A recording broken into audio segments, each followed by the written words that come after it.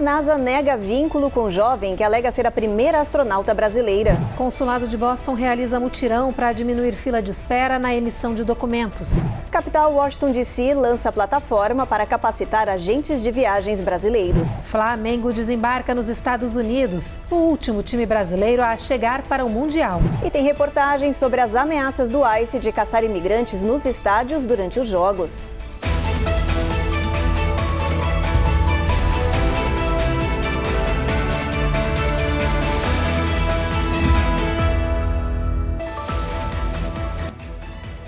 Olá, boa noite. Boa noite.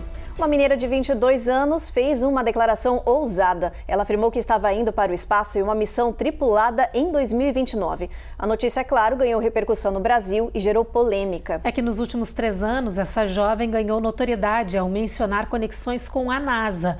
Mas uma investigação recente mostrou que a história não é bem essa. A reportagem é da Carla Marinho. Estou indo para o espaço. A notícia foi postada pela mineira Laisa Peixoto, de 22 anos, na própria rede social, que tem mais de 150 mil seguidores. Ela disse que era oficialmente uma astronauta da turma 2025. Quem acompanha a Laisa comemorou a notícia. Afinal, não faltam fotos e registros da brasileira em palestras, artigos de revista ou usando o inconfundível macacão azul da NASA. Várias vezes ela citou a Agência Espacial Americana, como neste vídeo, em que mostra a sala que usa para reuniões com a agência. This is the conference room I use for my important meetings with NASA or in-person meetings. Mas um canal no YouTube, especializado em notícias sobre o espaço, resolveu investigar a vida da mineira, que se tornou conhecida na internet por dizer que fez cursos e trabalhava na NASA desde os 19 anos. Eles acabaram encontrando inconsistências no currículo de Laisa. Eu não encontrei em nenhum lugar. Não existe um site da NASA, não existe nenhuma publicação relacionada a isso, muito menos de liderança a respeito dessa história. Experimento em gravidade zero, planejado para 2024, sendo a primeira brasileira a realizá-lo. Ela diz em determinadas reportagens que ela vai fazer um experimento em 2020, que ia fazer um experimento em gravidade zero em 2024, coisa que nunca aconteceu e nunca foi mencionado de forma real que fosse acontecer. Tá bom? Nem para suborbital, nem para orbital, nem nada do gênero. Então essa história já vem se arrastando faz um tempinho e isso vem cada vez piorando, tá bom? E a situação ficou ainda mais delicada quando a própria Agência Espacial Norte-Americana se pronunciou oficialmente. Em nota, a NASA esclarece que a mineira não tem vínculos com a instituição, não é funcionária, pesquisadora principal ou sequer candidata a astronauta e que o programa pago L-Space, no qual o Laisa realmente participou e ganhou o macacão azul, é apenas um workshop para estudantes e não é um estágio ou emprego. E seria inapropriado alegar a filiação à NASA como parte dessa oportunidade, afirmou a instituição. Depois disso, Laisa excluiu o perfil no LinkedIn e ficou em silêncio até agora. Hoje, ela publicou este vídeo explicando sobre a missão espacial de 2029, mas não fala nada sobre trabalhar com a NASA desde os 19 anos. Em nenhum momento da minha declaração, eu cito que a NASA foi responsável por essa seleção para esse voo de 2029, ou que a NASA me selecionou como astronauta de carreira. Em nenhum momento eu menciono a NASA nesse sentido, só menciono a agência para me referir ao comandante que foi selecionado para a missão, que é um astronauta veterano da NASA. Washington DC acaba de lançar uma novidade para os agentes de viagens brasileiros. Uma plataforma de capacitação oficial em português para promover o turismo na capital norte-americana. O setor turístico de Washington, D.C. está crescendo muito e atraindo principalmente turistas brasileiros. No ano passado, 27 milhões de pessoas visitaram a cidade, um aumento de 1,25 milhão em relação ao ano anterior. De olho nesse mercado, a Destination D.C., organização oficial de marketing de Washington, D.C., anunciou a criação de uma plataforma de treinamento desenvolvida para agentes de viagens, operadoras e profissionais de hospitalidade em português. A ideia é fazer um treinamento exclusivo sobre tudo que a capital norte-americana pode oferecer aos brasileiros. E mais, os participantes vão ganhar uma certificação, suporte direto da equipe de turismo e podem até levar prêmios. A Destination DC vai dar aos primeiros 100 inscritos do treinamento um voucher de Uber de R$100. A promoção dura até o dia 30 de junho. As inscrições já estão abertas na plataforma oficial de Washington, D.C. Em Boston, na intenção de ajudar a comunidade brasileira, o Consulado-Geral do Brasil realizou um mutirão que foi um sucesso. Com a ação, foi possível reduzir a fila de espera para quem precisava processar ou emitir documentos como registros de nascimento. A reportagem é da Giovanna Locatelli. Foram atendidas as famílias brasileiras que já tinham agendamento para os próximos meses para receber certidão brasileira de filhos nascidos nos Estados Unidos. A jurisdição do Consulado de Boston atende a uma população de mais de 450 mil brasileiros nos estados de Massachusetts, Maine, New Hampshire e Vermont. É o consulado brasileiro que mais produz passaportes no mundo.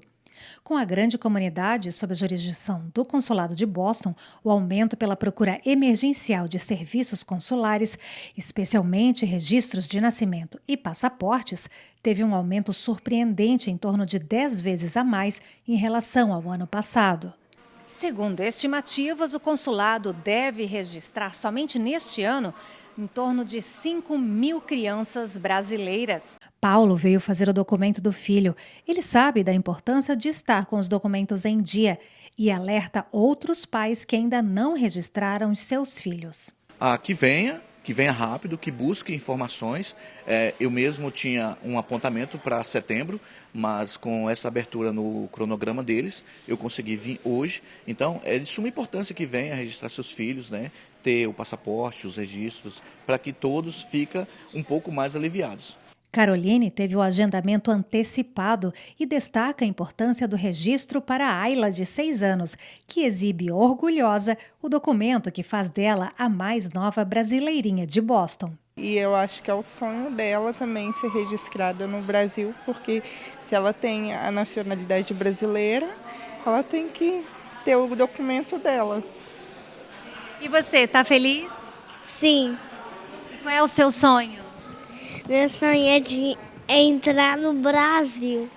O cônsul-geral do Brasil em Boston, embaixador Santiago Mourão, alerta os pais a fazerem o quanto antes o registro de nascimento brasileiro para as crianças nascidas aqui nos Estados Unidos.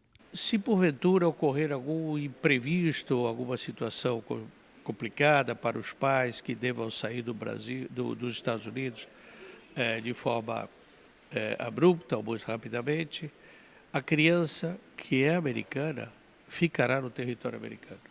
O que esse time sensacional do consulado está fazendo, se desdobrando para poder atender a comunidade. Nós temos recebido uma enorme quantidade de pedidos.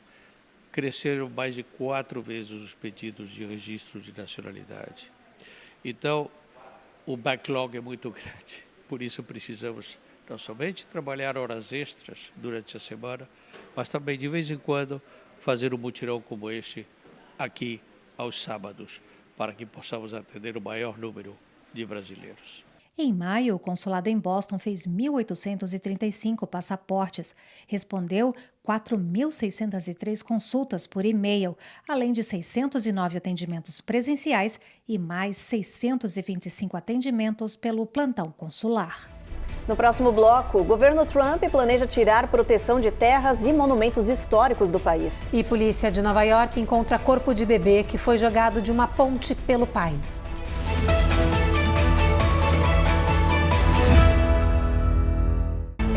Américas no Ar. Oferecimento Uninter, a melhor faculdade para brasileiros nos Estados Unidos. Acesse uninteramericas.com e inscreva-se já.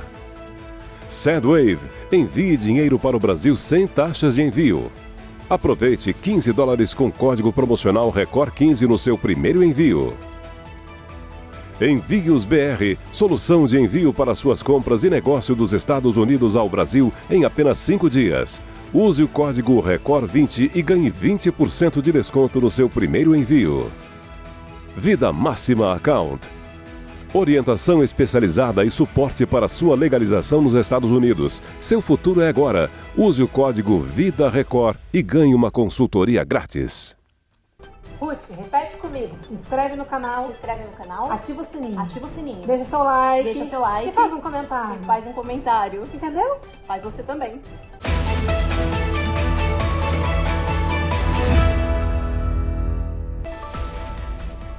O Departamento de Justiça divulgou um novo parecer jurídico sobre designações de terras protegidas. O DOJ disse que o presidente Donald Trump tem ampla autoridade para cancelar ou revogar monumentos nacionais. Especula-se que o presidente estaria mirando em monumentos históricos para tirar deles proteções e grau de relevância.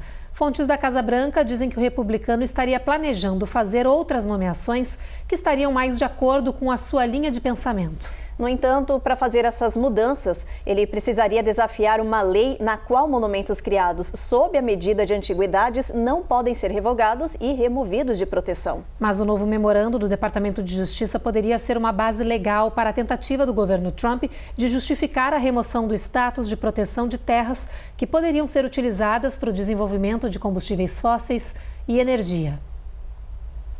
O presidente Trump anunciou o site oficial para o Gold Card, ou como vem sendo chamado, Trump Card, o visto de residência permanente que vai custar $5 milhões.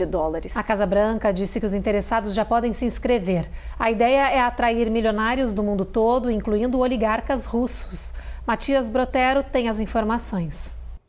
Donald Trump divulgou oficialmente um novo programa de visto de residência permanente para estrangeiros. O documento custa o equivalente a mais de 27,5 milhões de reais. O presidente dos Estados Unidos escreveu nas redes sociais que milhares já entraram em contato perguntando como podem se registrar para o que chamou de Trump Card. A divulgação acontece em meio a protestos contra medidas anti-imigração ilegal tomadas pelo governo americano. Hoje, Trump voltou a defender o projeto de acordo comercial com a China. Nas redes sociais, Donald Trump escreveu que o acordo está incrível. Trump também elogiou o pacote fiscal que os republicanos tentam aprovar no Senado. A medida, de acordo com o presidente, vai reduzir impostos e despesas. A proposta, no entanto, tem sido alvo de críticas por causa de possíveis aumentos de gastos públicos. O americano escreveu que o projeto vai fazer a economia crescer como nunca cresceu antes. De Washington, D.C., Matias Brotero, para o Américas no Ar. Documentos vazados de uma coalizão internacional de inteligência apontaram que Israel está pronto para atacar as usinas nucleares do Irã. O país dos ayatolás não se manifestou sobre essa possível ameaça. Enquanto isso, no Catar, negociações de cessar-fogo avançam. Hoje, mais palestinos ficaram feridos na entrega de ajuda humanitária em Gaza e planos do Hamas para confiscar alimentos foram revelados por Israel. 8 pessoas morreram em um ataque do grupo terrorista Hamas contra um ônibus de ajuda humanitária na faixa de Gaza. As vítimas eram palestinas e estavam a caminho de um dos postos de distribuição de alimentos em Khan Yunis, no sul do território, na noite de ontem. Segundo a organização americana que tem feito as entregas com o apoio de Israel, outras 21 pessoas ficaram feridas no atentado. Mesmo com o ataque, 3 centros de ajuda humanitária abriram normalmente nesta quinta-feira. Hoje, o exército israelense divulgou documentos encontrados em operações na faixa de Gaza que mostram a estratégia do Hamas para desviar a ajuda humanitária que chega na região. São cartas do ano passado em que terroristas dão a ordem para confiscar até 25% dos alimentos que eram entregues. O objetivo era revender os produtos à população de Gaza por um preço maior e repassar o lucro para as atividades militares do grupo. Nesta quinta-feira, mais 6 ativistas que tentaram chegar por barco na faixa de Gaza foram deportados por Israel. Entre eles, o brasileiro Tiago Ávila, que ficou 3 dias detido no país após se recusar a assinar um termo de deportação. De Tel Aviv, Vitor La Regina para o Américas no Ar. Aqui nos Estados Unidos, o corpo de um bebê de 2 anos foi encontrado no East River, em Nova York. A polícia suspeita que o pai da criança a teria jogado de uma ponte no Bronx. Esse é um dos destaques do nosso giro de flagrantes. Há um mês, a polícia de Nova York fazia buscas pelo menino de 2 anos. Hoje, o corpo de Montrell Williams foi encontrado boiando no East River.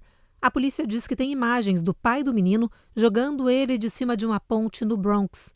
Agora, análises devem determinar exatamente a causa da morte. O pai, de 20 anos, já está preso. A polícia de Delaware está procurando desesperadamente por uma menina de 3 anos que foi sequestrada sob a mira de uma arma. Um homem branco e careca de aproximadamente 40 anos raptou Nola Dinkins ontem à noite no condado de Newcastle. Ele fugiu em um Ford ou Chevrolet SUV escuro, dirigido por uma mulher. A família da criança está desesperada. Na Flórida, um salvamento impressionante foi flagrado por câmeras de vigilância. Um menino de 6 anos que estava em uma boia afundou na piscina. Uma mulher idosa que não sabia nadar e estava com a criança gritou por ajuda e Roque Ivan, que passava na hora, saltou na água para o resgate. Ele logo começou a tomar medidas de salvamento, como CPR, e os bombeiros chegaram em seguida.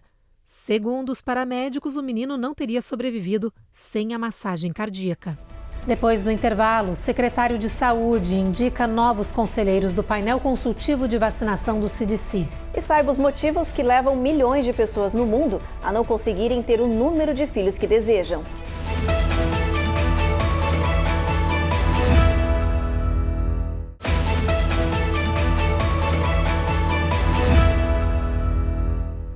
A ONU afirmou que milhões de pessoas em todo o mundo não conseguem ter o número de filhos que desejam. Os motivos são variados, mas o resultado é único: uma crise global de fertilidade.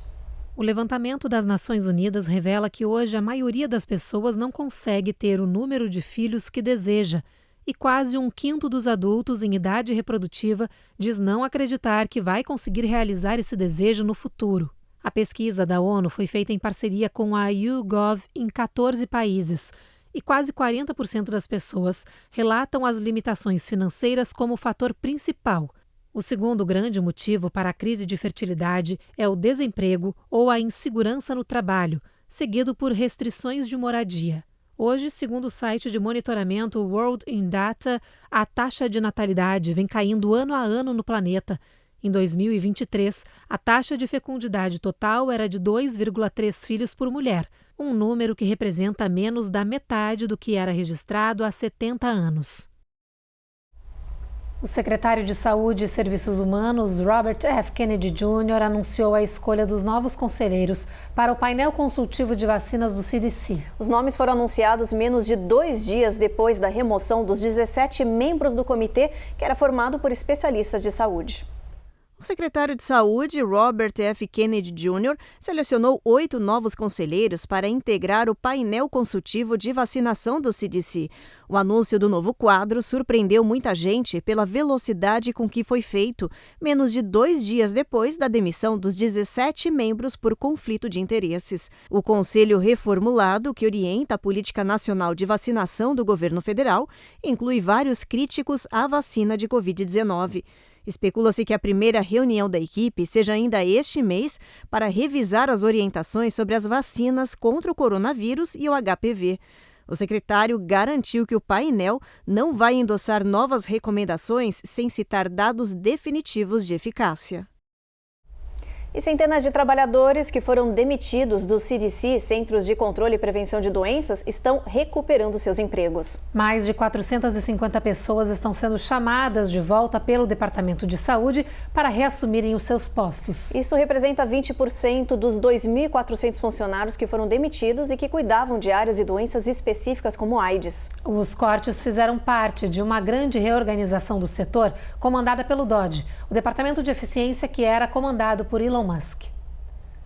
A seguir, Flamengo desembarca nos Estados Unidos como o último time brasileiro a chegar no país para o Mundial. E tem reportagens sobre as ameaças do ICE de caçar imigrantes nos estádios durante os jogos.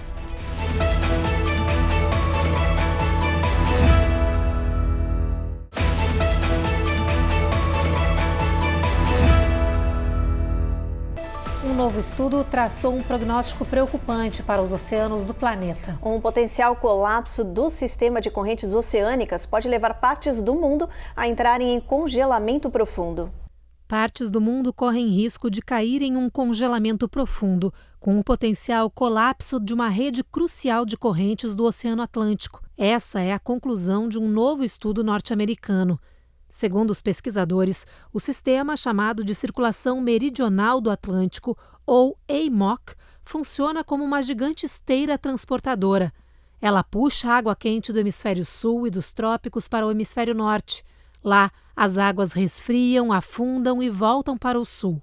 Mas agora os cientistas alertam que com esse sistema enfraquecendo a ponto de entrar em colapso neste século, veremos um resfriamento substancial sobre a Europa, com quedas fortes de temperaturas médias de inverno e extremos de frio mais intensos, sobretudo na Inglaterra e Noruega. Já os Estados Unidos continuariam a ver as temperaturas aumentando. Essas alterações nas correntes podem impactar diretamente a formação de tempestades, que se tornarão cada vez mais violentas. Vamos dar uma olhadinha no nosso mapa, ver como é que vai estar a previsão do clima amanhã em boa parte aqui do país. A gente começa por Boston com tempo encoberto, máxima de 74. Nova York, o mesmo cenário, sol entre nuvens, mínima de 67, máxima de 86. Em Charlotte tem previsão de chuva ao longo do dia. Atlanta, o mesmo cenário com máxima de 85. Jacksonville, a máxima de 90. Já em New Orleans, a gente tem máxima de 92, mínima de 78, com pancadas de chuva ao longo do dia. Bastante trovoada, tempestade prevista na faixa de Houston até San Antonio, no Texas. Já em El Paso, o tempo melhora um pouquinho, previsão é de sol entre nuvens e máxima de 105. E olha só as máximas altas aqui nessa parte do mapa também, gente. Phoenix, 112 e Las Vegas, 110, verão chegando e calorão cada vez mais alto. Os protestos na Califórnia contra as prisões de imigrantes pelo ICE já duram 6 dias. 4.000 soldados e 700 fuzileiros ainda estão na região sob ordem do presidente Donald Trump. Estas imagens mostram os militares finalizando os treinamentos preparatórios. Eles devem ir para as ruas de Los Angeles amanhã. Enquanto isso, os protestos continuam na Califórnia e estão ganhando força e se espalhando pelo país. Este mapa mostra que 14 estados norte-americanos já estão registrando manifestações anti-ICE e anti-governo. Em Nova York, Seattle e Washington, D.C., centenas de manifestantes acabaram detidos pela polícia. O governo Trump disse que está avaliando ampliar a presença da Guarda Nacional em outros estados norte-americanos. E agentes do ICE, o Serviço de Imigração, anunciaram que estarão presentes nos Jogos da Copa do Mundo de clubes da FIFA que começa neste sábado. O ICE recomendou que quem for às partidas deve carregar comprovantes de status migratório. A repórter Carolina Camargo tem os detalhes. Foi com esse post já deletado das redes sociais que o US Customs and Border Protection, conhecido como CBP, passou seu aviso que os jogos comecem, escreveu.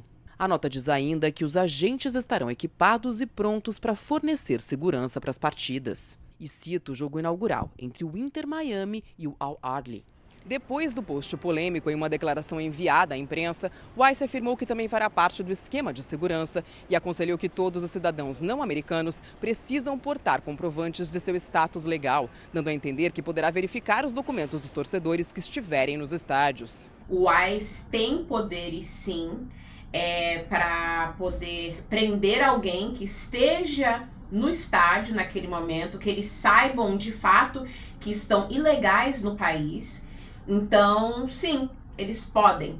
Muitas pessoas têm questionado se eles deveriam ir ou não até o jogo. E eu falo para todos os meus clientes, gente, você tem que agir com cautela nesse momento, né? Se você sabe que você está fora de status no país, se você sabe que você tem uma ordem de remoção, você corre risco? Sim, você corre o risco, mesmo eles estando ali para agir, para atuar na segurança do evento.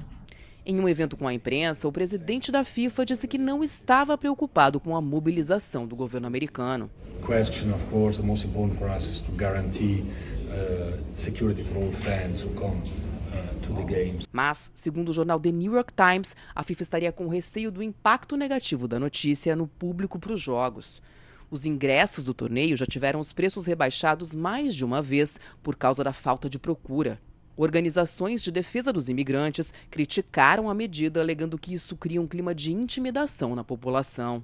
Sim, prisões pontuais podem ser acontecer e, sim, de fato, vocês deveriam ter a sua documentação em mãos que comprova o seu status legal aqui nos Estados Unidos. Green Card, ou então recibo de aprovação de troca de status, recibo de aprovação de extensão de status aqui nos Estados Unidos. Tudo você deveria ter nesse momento que você está indo para esse jogo, se você decidir ir para o jogo. E uma coisa que a gente não pode esquecer é que Se por acaso você for abordado pela imigração durante esse jogo e você não tem documentação para comprovar sua legalidade no país, ou se você está ilegal nos Estados Unidos, você deveria sim, tá, exercer o seu direito de manter-se em silêncio e entrar em contato com o advogado. Então tenha um contato de um advogado com você, se você decidir ir até esse jogo. Com duração de cerca de um mês, o torneio tem a participação de 32 equipes internacionais, com jogos em 11 cidades norte-americanas. 4 times brasileiros participam da competição: Palmeiras, Flamengo, Botafogo e Fluminense.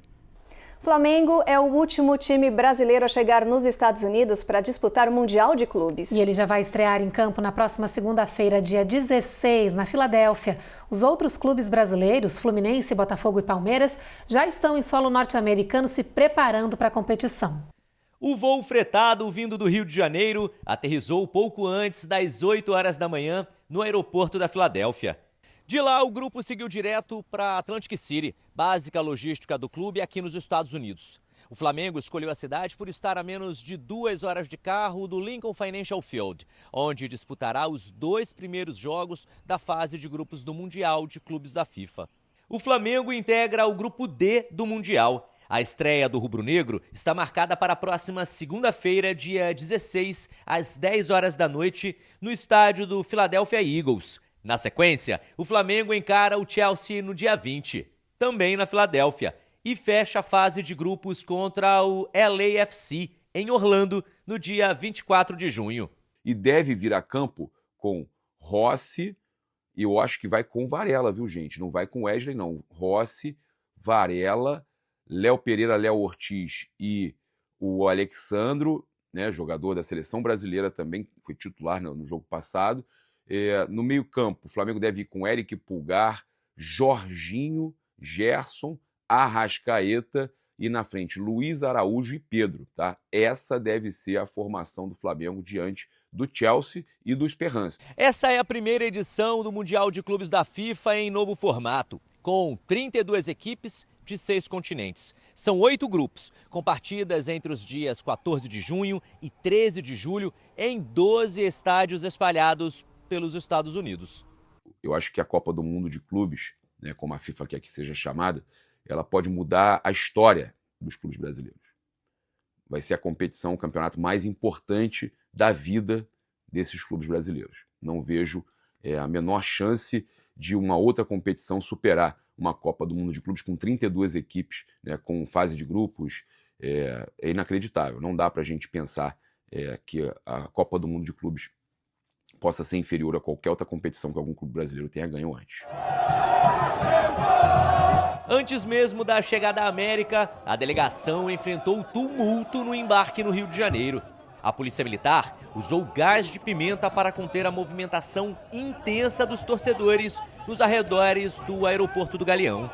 A gente teve também um momento de manifestação da torcida do Flamengo, hostilizando o Gerson, o jogador que acabou de aceitar uma proposta do Zenit da Rússia quando era capitão e tinha o seu salário, inclusive, aumentado no Flamengo, o que mostra que o torcedor já não aceita mais esse tipo de situação do jogador escolher o dinheiro e não o amor à camisa.